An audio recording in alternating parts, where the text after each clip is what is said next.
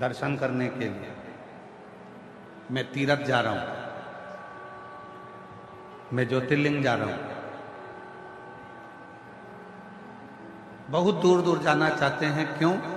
क्योंकि वहां हो सकता है कि थोड़ी सी शांति मिल जाए, थोड़े मन में थोड़ी सी शांति प्राप्त हो जाए। घर से दूर क्यों जाना चाहते हैं? क्योंकि थोड़ी सी शांति मिल जाए। पर ईमानदारी से बोलो, घर के बाहर जाने पर भी शांति का अनुभव नहीं होता।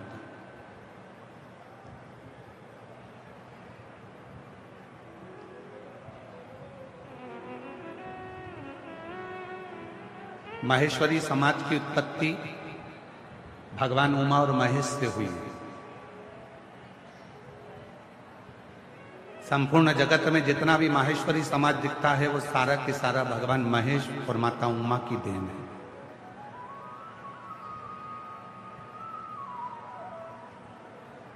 एक प्रसंग स्कंद पुराण का उमा और महेश का आता है।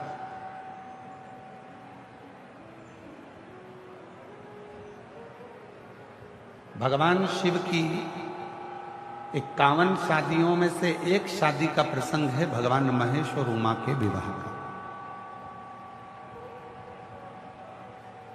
शिव जी की जो 51 शादियां हुई हैं, कात्यायनी, कुष्मांडा, चंद्रघंटा, स्कंधा, उमा, महागौरी, कालरात्रि, धुमेश्वरी, कमला, मातंगी, बगला, ऐसी जो शिव जी की अर्धांगिनियों के रूप में जो मां विराजमान हुई, तो उसमें एक नाम आता है माता उमा का, जो भगवान महेश से विवाह हुआ, भगवान शिव से विवाह। और बड़ा सुंदर प्रसंग, भीलवाड़ा नगर से इस कथा को प्रारंभ कर रहे हैं। उमा महेश की इस पवित्र आनंदमय लीला से कथा की शुरुआत करते हैं। माता उमा आज भगवान महेश के पास में हिमालय के शिखर पर बैठी हुई।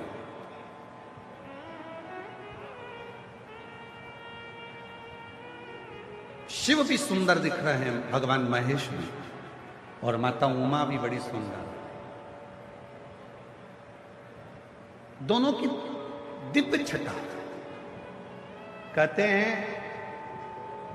भगवान शंकर के 51 विवाह में से भगवान महेश और माता उमा का जो विवाह, भगवान महेश और माता उमा का जो विवाह प्रसंग है, उन दोनों की झांकी का दर्शन करने के लिए, उन दोनों के स्वरूप का दर्शन करने के लिए अप्सराएं प्रतिदिन हिमालय पर,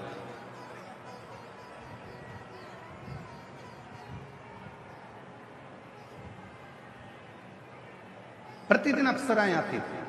क्यों? क्योंकि दोनों की झांकी बड़ी सुंदर थी, दोनों का स्वरूप बड़ा सुंदर था। भगवान महेश मां उमा के साथ में हिमालय पर विराजमान है, बड़ी सुंदर उनका स्वरूप है, बड़ी सुंदर उनकी झांकी है, बड़ा सुंदर उनका स्वरूप बना हुआ है, बड़ा सुंदर।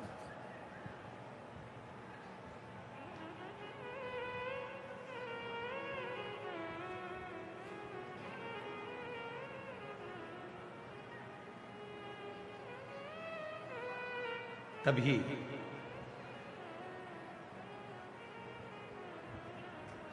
कुछ देर बाद माता उमा भगवान श्री महेश के पास आई। कुछ कार्य से चली गई और जाने के बाद में भगवान श्री महेश के पास में आई और भगवान श्री महेश के पास आकर उनके चरणों को नमन करा, भगवान श्री महेश को प्रणाम किया। और माता उमा ने भगवान श्री महेश को प्रणाम कर कर, नमन कर कर प्रार्थना करी कि मुझे आपके साथ एक खेल खेलिए जो संपूर्ण जगत के हित का खेल है।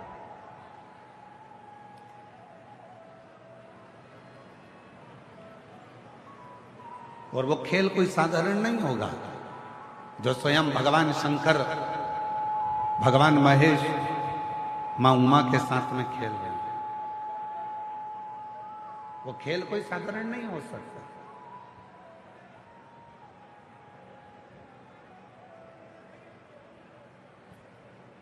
मेरे भगवान श्री राम जी ने बाल्यावस्था में जितने खेल खेले वो संपूर्ण जगत के कल्याण के लिए खेले। मेरे भगवान कृष्ण ने अपनी बाल लीलाओं में जितने भी खेल खेले वो संपूर्ण विश्व के कल्याण के लिए खेले। और मेरे भगवान शंकर ने भी माता पार्वती के साथ, माता सती के साथ, माता उमा के साथ, मां कात्यायनी के साथ, मां कुष्मांडा के साथ, मां स्कंदा के साथ जितने भी खेल भगवान शिव खेलते हैं वो पूरे विश्व के कल्याण के लिए, जगत के कल्याण।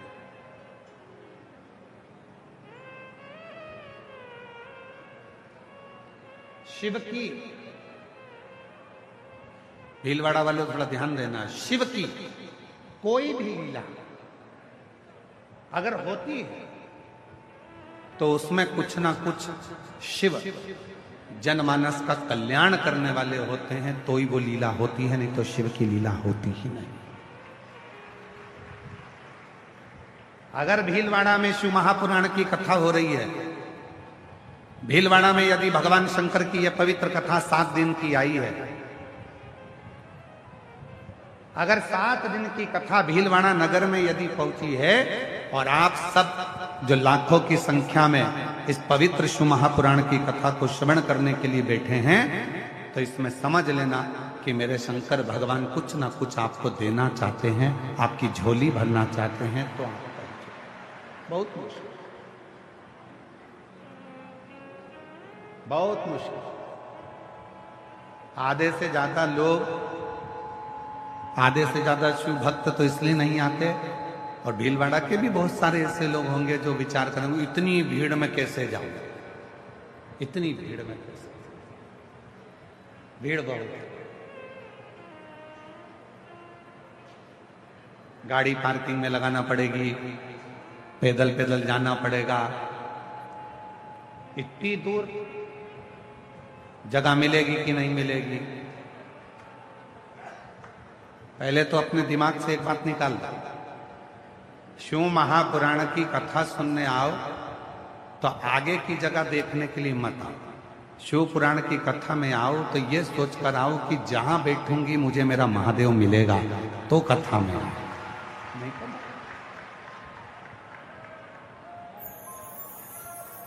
और तुम्हारी कितनी भी पहचानो, कितने भी वीआईपी से पहचानो, तो भी शिव पुराण के दरवाजे पर आकर ये मत कहो कि तू मुझे जानता नहीं है। ये नहीं जानता चलेगा, वो जानता। इसलिए वो एक कहते हो रोडों पर लिखा रहता है, निगाह हटी, बोलो बोलो,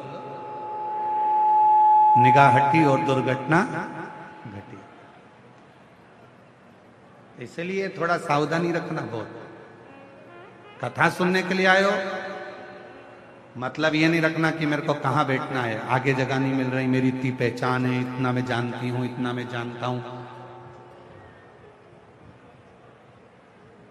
कोई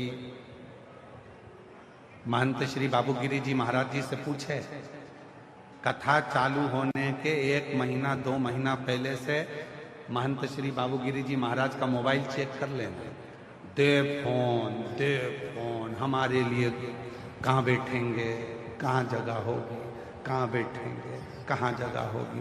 कभी कभी तुम बाबूगिरी महाराज जी ने भी मोबाइल बंद कर दिया होगा, किस किस को जवाब दो, कहाँ बैठेंगे, कहाँ जगह, कहाँ बैठेंगे, कहाँ जगह।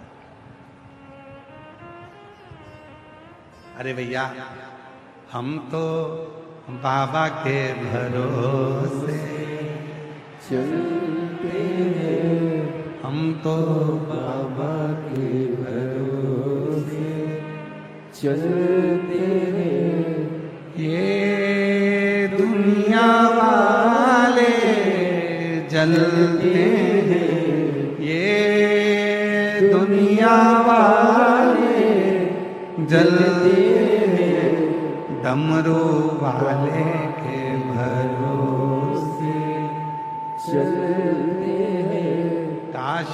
वाले के भरोसे चलते हैं, हम तो बाबा के भरोसे चलते हैं, डमरू वाले के भरोसे चलते हैं, त्रिशूल वाले के भरोसे चलते हैं, हम तो बाबा के भरोसे चलते हैं, हम तो बाबा के भरोसे चलते हैं। हम उसके अधीन होकर चलते हैं। जहां बिठाएगा बैठेंगे, जैसा सुनाएगा सुनेंगे, जैसा खिलाएगा खाएंगे, जैसा रखेगा रवाएंगे।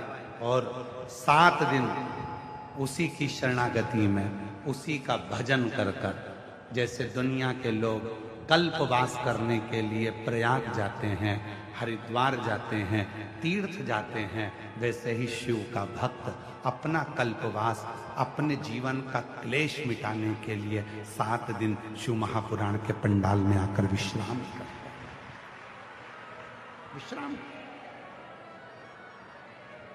और वो साधारण नहीं है, वो साधारण नहीं हो सकता। शिव का भक्त कभी साधारण नहीं होता। उसकी वाणी में, उसके विचारों में, उसकी सोच में, उसके बोलने में, उसके श्रवण में, उसकी रोमावली में, उसकी 21,600 श्वासों में स्वयं शिव समाया होता है, तो ही वो शिव पुराण की कथा में और शिवालय आ पाता है।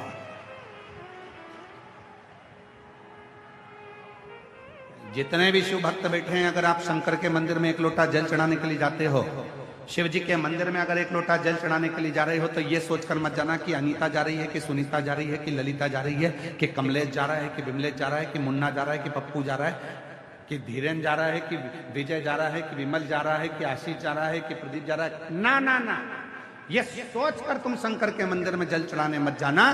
तुम ये सोचकर जाना कि शंकर के मंदिर में जल चढ़ाने के लिए किसी की सामर्थ्यता नहीं है कि कोई शिव के मंदिर में जल चढ़ा ले। खुद शिव पुराण की कथा कहती है, रामचरितमानस वर्णन करती है, जब समुद्र रास्ता नहीं देता, सब हार चुके थे, तब किसी ने विवेक दिया, शिव जी की साधना करो, शंकर भगवान से प्रार्थना करो। तब किसी ने उपदेश दिया, शिव की साधना करो, शंकर भगवान का भजन करो, शिव को 1 लोटा जल, और 1 लोटा जल जैसे ही राम जी ने चढ़ाया, वो 1 लोटा जल सारी समस्या का हल। 1 लोटा जल मेरे राम जी ने चढ़ाया, लंका का राज्य मिल जाता है। 1 लोटा जल मेरे भगवान कृष्ण चढ़ाते हैं, जिनकी 16,108 रानियां, 16,108 रानियां होने के बाद भी, 16,108 रानियां होने के बाद भी जिनके घर संतान नहीं थी, गर्गाचार्य बाबा के कहने पर 1-1 रानी के साथ बैठकर 11-11 दिन तक शंकर जी को जल चढ़ाया है, शिव का अभिषेक किया है, पार्थिव लिंग का पूजन किया। तब भगवान शिव प्रसन्न होकर वर दे दिए, तुम्हारी 1-1 रानी से 11-11 संतान होगी। तब 10 छोरा 1 छोरी 1,77,186 बच्चे भगवान कृष्ण के हो गए। वो 1 लोटा जल सारी समस्या का हल। राम जी ने जल चढ़ाया, लंका का राज्य, लंका। और केवल यहीं तक नहीं है,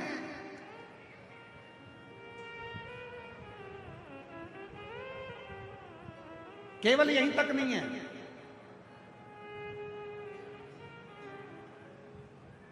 ब्रह्मा जी का सिर कट गया, काल भैरव ने सिर काट दिया, कर्मनाशा नदी उत्पन्न हो गई, ब्रह्मा जी के सिर से बड़ का पेड़ उत्पन्न हो गया। ब्रह्मा जी के चारों मुख नेत्रों से नीर बहने लगे। शिव ने कहा, क्यों चिंता करता, क्यों चिंता, साधना करी शिव जी की। शिव ब्रह्मेश्वर महादेव के रूप में विराजमान, वर दिया ब्रह्मा जी को।